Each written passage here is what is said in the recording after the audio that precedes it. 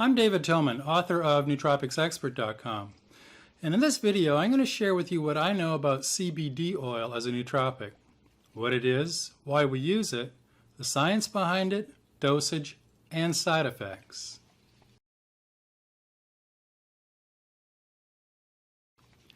Now, cannabidiol, or CBD, is one of at least 120 phytocannabinoids found in the Cannabis Sativa plant, constituting around 40% of the plant's active compounds. Cannabidiol can be extracted from cannabis or marijuana, industrial hemp, or synthesized in the lab. Both hemp and marijuana are versions of the Cannabis Sativa L plant. Now, the percentage of CBD in hemp plants by dry weight is lower than the percentage of CBD in some hybrids of medical marijuana plants. But once the oil is extracted, the molecular structure of CBD is the same, regardless of the source. Now, CBD does not have the same mind-altering effects as the main plant compound THC. In fact, CBD is able to counter the mind-altering effects caused by THC.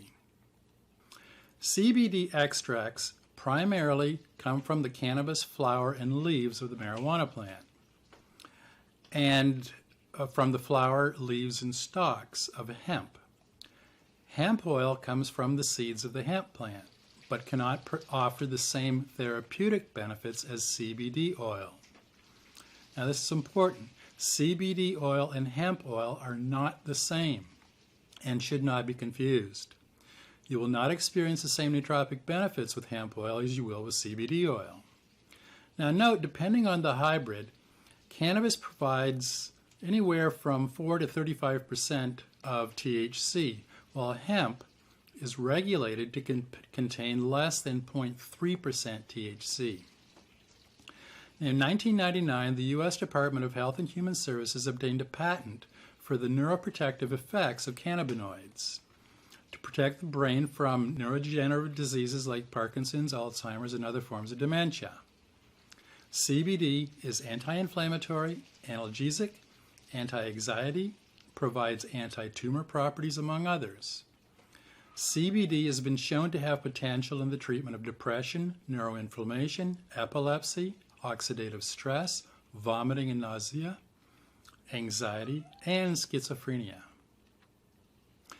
Now, CBD was first isolated in pure form in 1940 simultaneously from American hemp and from Egyptian hashish. Since then, much of the research has been conducted on THC compared to CBD, likely because THC produces the mind-altering effects. It can get you high, and CBD does not alter your mind. In fact, clinical studies and reports by ordinary neurohackers show that CBD can help prevent the psychotic-like effects induced by high doses of THC. Cannabis is native of Central and Southern Asia and has been used for millennia to produce hemp fiber for bowstrings, clothing, rope, livestock feed, medicine, religious ceremonies, and recreation. People were using cannabis to get stoned thousands of years ago. But it has only been in the last few years that scientists have begun to piece together how and what cannabis does to your brain. Endocannabinoid is short for endogenous cannabinoid. Endogenous means that it's native to our bodies. The Endocannabinoid System, or ECS, is a group of receptors located throughout your brain and body and consists of signaling molecules in their receptors. The ECS is involved in various processes, including appetite, mood, memory, pain sensation, stress response, energy balance and metabolism, and even female reproduction. Now, the two primary endocannabinoid receptors are CB1 and CB2. CB1 receptors are found primarily in the brain and central nervous system. It is the main molecular target of the endocannabinoid anandamide, which is produced in your body, and the THC you get from cannabis. The other main endocannabinoid is 2-AG, which is also produced in your body, and CBD, which you get from cannabis.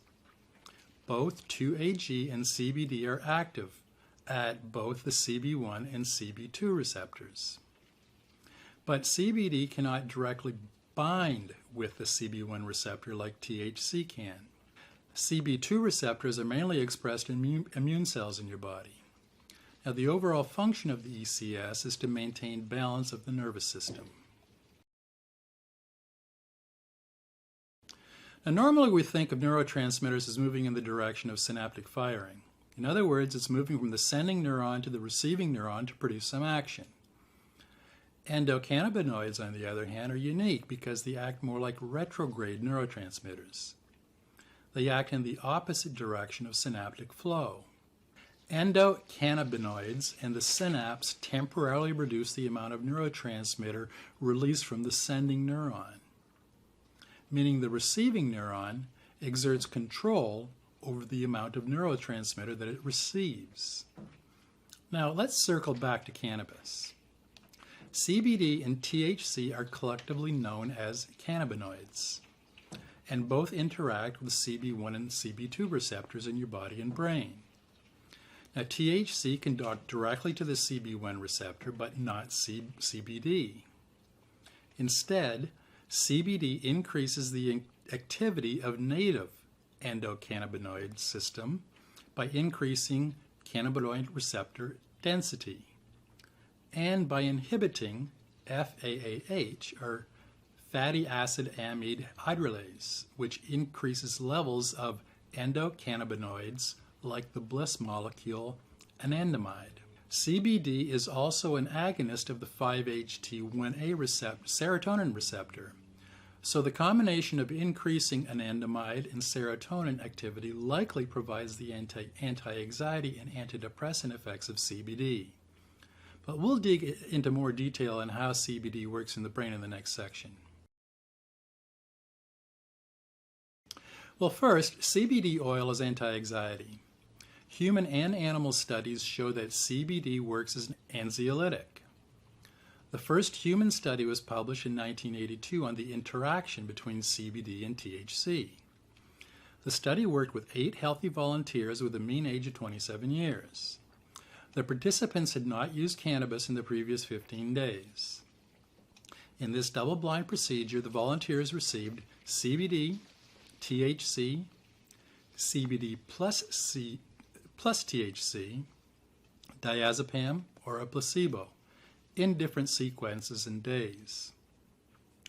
The results show that the increased anxiety following the administration of THC was significantly reduced with the simultaneous administration of CBD. That is the combination of THC and CBD. Now, several other studies with humans have since been conducted to determine how CBD produces this anti-anxiety effect. The consensus appears to be that CBD alters blood flow in specific areas of the brain. One study had healthy volunteers using 400 milligrams of CBD or a placebo in a double-blind trial. The researchers concluded that CBD significantly reduced anxiety. The study found that CBD increases activity in the left parahippocampal gyrus and decreased activity in the left amygdala hippocampus complex, including the fusiform gyrus. Got that? This pattern of SPECT results is what is normally associated with the anxiolytic action. And second, CBD oil is antidepressant. Reviews of many who regularly use CBD oil report its antidepressant effects. Studies have shown that CBD inhibits 5-HT1A serotonin receptor activity, which would raise levels of serotonin and provide an improvement in mood. But there is also speculation among the scientific community that CBD also provides its antidepressant effects by increasing levels of endocannabinoids like anandamide, likely by inhibiting their breakdown. Other studies have shown that CBD facilitates other actions in the brain, both in humans and animals, that could contribute to an improvement in mood, including modifying the function of several receptors such as CB1 and CB2, GPR55, TRPV1, and 5-HT1A receptors.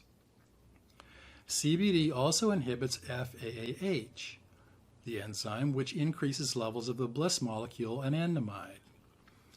and inhibits the adenosine transporter, which would increase levels of adenosine, all possibly contributing to better mood and a decrease in depression. The CBD movement really gained traction because of a little girl named Charlotte Figi. She had a severe form of epilepsy called Dravet syndrome. Charlotte first started having seizures when she was only 3 months old. By the time Charlotte reached 5, she was experiencing 300 grand mal seizures a week. Her parents had tried every therapy they could think of by then, and nothing worked. Charlotte had lost the ability to walk, talk, and eat. Her heart had stopped a number of times, and doctors had lost all hope of helping this child. Now, as a last resort, her parents, Matt and Paige Figi, decided to try medical marijuana with their little girl. Paige located a Denver dispensary that had a small amount of marijuana called R4. It was low in THC but high in CBD. And the results were stunning. Charlotte started with a small dose of R4, and the seizures all but stopped. She now takes 3 to 4 milligrams of CBD oil per pound of her body weight with food.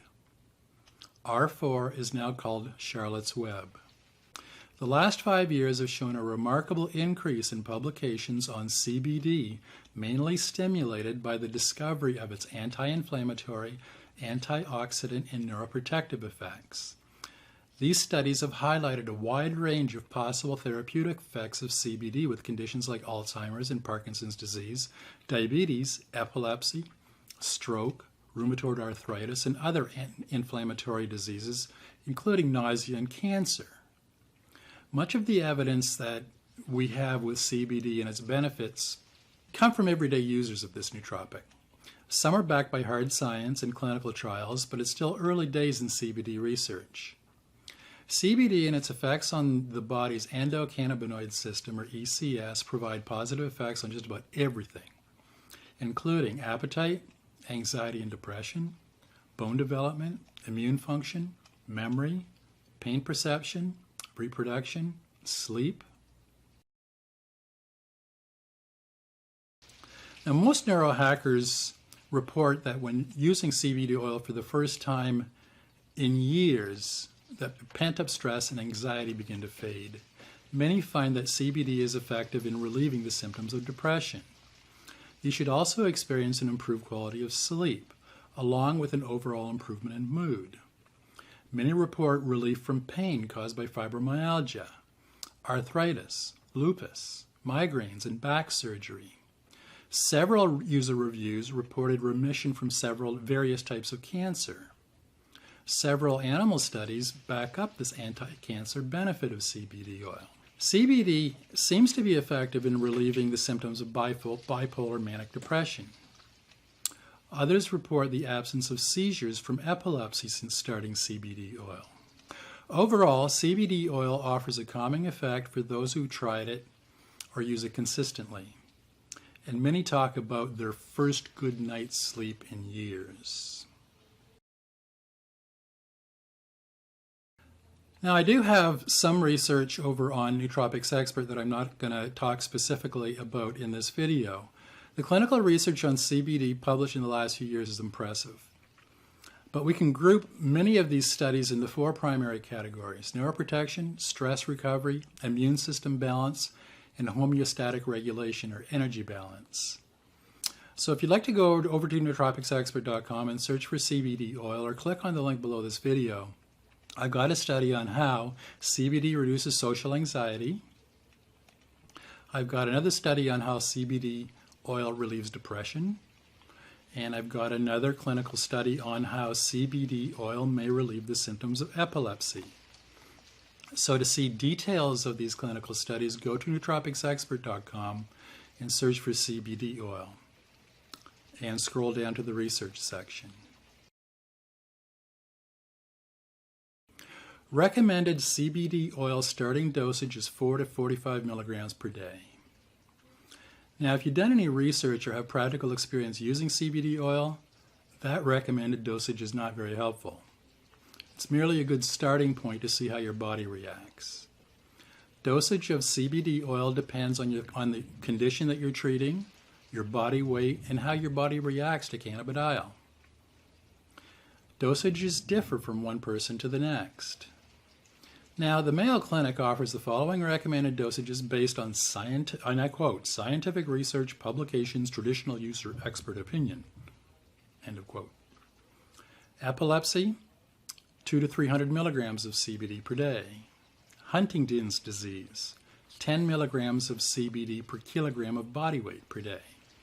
Sleep disorders, 40 to 160 milligrams of CBD per day.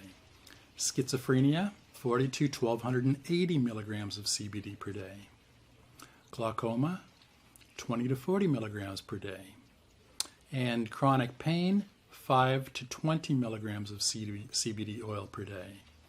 Now, these dosage recommendations are based on using pure CBD extracted from Cannabis Sativa, including hemp, but contains no THC.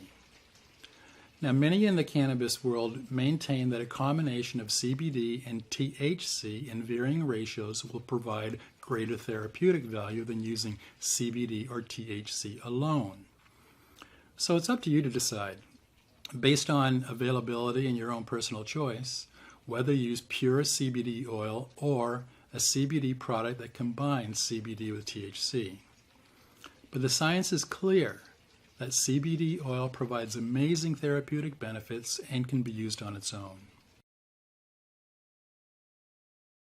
Most neurohackers can use CBD oil without experiencing any unpleasant side effects. And the few that do will get minor symptoms such as mild indigestion, diarrhea, or dry mouth. Now, most human clinical studies include side effects reported by the study participants. For example, a study published by the Brazilian Journal of Medical and Biological Research noted that chronic administration of CBD for 30 days to healthy volunteers at daily doses ranging from 10 to 400 milligrams failed to induce any significant alteration in neurological, psychiatric, or clinical exams. Patients suffering from Huntington's, daily doses of 700 milligrams of CBD for 6 weeks did not induce any toxicity. Therefore, confirming results from animal studies, the available clinical data suggests that CBD can be safely administered over a wide dose range. That's the end of the quote from those guys. Now, there is no lethal dose for CBD or THC. So while you can't do permanent damage to your body, you will likely find that lower doses are often better and more effective than higher doses. Unwanted side effects are usually caused by poor quality CBD oil from unreliable brands. Quality matters. Hemp absorbs toxins like mercury and lead from the earth that it's grown in. So where your CBD oil comes from can make a big difference. CBD is available in capsules, concentrates, tinctures, topicals, sprays, and vapes. Now, tinctures are the most common form of CBD on the market and likely the most pure form of CBD. Dosages range from 100 to 1,000 milligrams, so do your research on what strength to choose. Tinctures are great for using CBD sublingually. Concentrates are similar to herbal extracts in that they contain up to 10 times the concentration of CBD compared to a tincture. But similar to tinctures, concentrates of CBD work well sublingually. Now, CBD capsules are usually 10 to 25 milligrams of CBD oil. And capsules are the easiest way to keep track of your daily dosage. Just add the capsules to your nootropic stack. And topical CBD comes in lotions, lip balms, and salves, and are used for chronic pain, inflammation, psoriasis, acne, skin cancer, and anti-aging. Now read the label to find out what type of technology the product employs to deliver CBD through the dermal layers of your skin. And CBD sprays are usually the weakest concentration compared to other forms of CBD ranging from 1 to 4 milligrams per spray. But they're easy to carry around with you. And vaping CBD seems to be the least effective form of CBD. If you decide to try vaping CBD, ensure that you avoid vape juice or vape pens using propylene glycol as a carrier. Vaping propylene glycol produces nasty toxins like formaldehyde when heated. And again, purity matters. When searching for a CBD vendor, always ask for third-party lab results and pay particular attention to labeling to determine exactly what's in the bottle and where the CBD was sourced from. User reviews can be especially helpful in choosing a high-quality CBD supplier. So my nootropics expert recommendation for CBD oil is start with 4 to 45 milligrams per day. And that's my report on CBD oil. If you want to see links to the studies I talked about, go to nootropicsexpert.com and search for CBD oil. Or click on the link below this video. There you'll find a full transcript of this video, and you'll find dozens of articles on all the well-known nootropics over on Nootropics Expert. If you have any questions or you want to share your experience using CBD oil, please use the comments section at the bottom of the post over on nootropicsexpert.com. I respond to comments and questions at Nootropics Expert usually the same day. If you want to see more videos on all the best nootropics used today, subscribe to this channel before you leave. I'll be putting up new videos on nootropics and optimizing your brain every week. I'm David Toman, author of Nootropics Expert.